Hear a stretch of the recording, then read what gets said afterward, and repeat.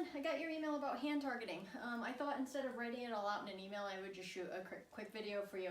And I picked my my boy dog Gravy, who is a very reluctant hand targeter, so I could walk you through some of the steps. He doesn't like this. I haven't really worked on it a lot with him. I don't know why he doesn't like it. I don't really know what his history is, but we're gonna work through it the way you would work through it with Blake. Now, he is clicker trained, so I'm gonna use a clicker. Every time you hear the click, it's basically the same time that you would say yup for Blake. So that's how that works. Also, I have my treats in a little bucket.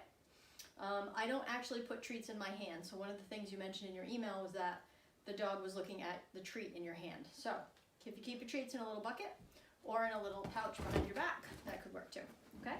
So, and I'm just using some pretty low value treats, just some funky novelty dog food for him. So first thing is I'm gonna set him up to go on the floor. My treat bucket, so I'm gonna hold out my hand. If he looks at my hand, I'm gonna click and feed. And then I retract my hand, neutral position, he looks, I click. Good boy, okay. Now he's encroaching a little, so I'm gonna toss a few treats back just to let him give me a little space. Hand out, he looks, I click, and we feed.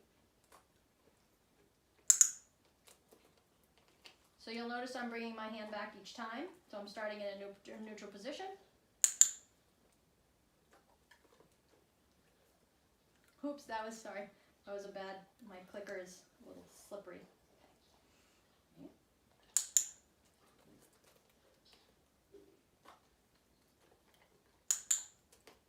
Okay.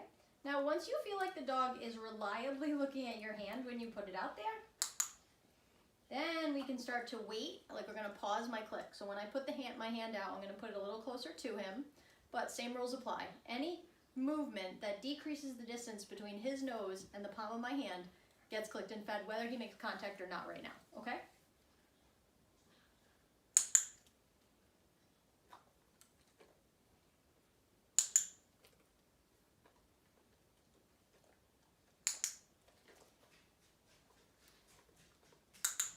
Okay, so he is getting closer, but he's not touching it.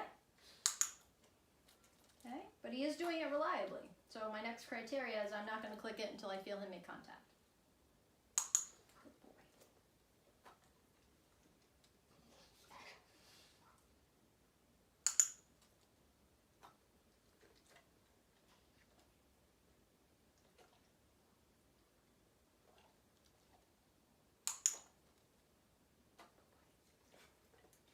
Slimy clicker.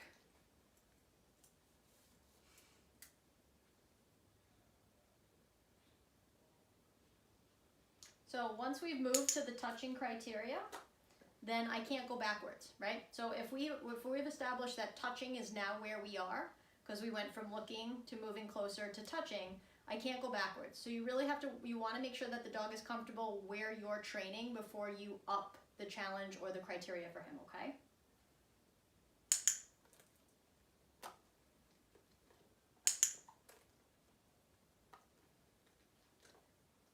Okay, so that's about, what, 4 for 4. We'll do one more for good measure.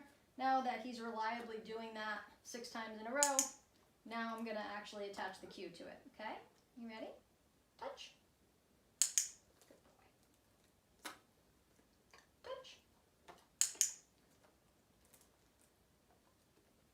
Touch. Good boy. Touch. Okay, now I'm just slightly adjusting my hand. Touch. Good boy. Touch. Good. And for scaredy dogs, going overhead is a little bit more challenging. He can be a little scaredy sometimes. Touch. Good boy.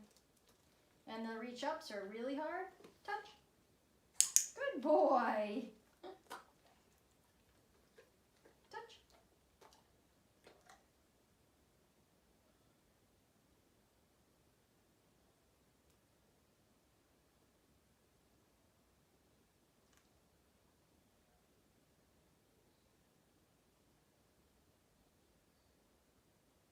Good job. So the reason that I waited as long as I did is I saw him scanning, so he was trying to collect a little bit of information. Then he moved his foot a little, kind of tested things out. So I felt like he was on the verge of kind of thinking it through, so I gave him that moment. Okay, you ready? Touch. Good boy. And that is your touch video. So let me know how that goes, and I'll talk to you soon. Okay, bye.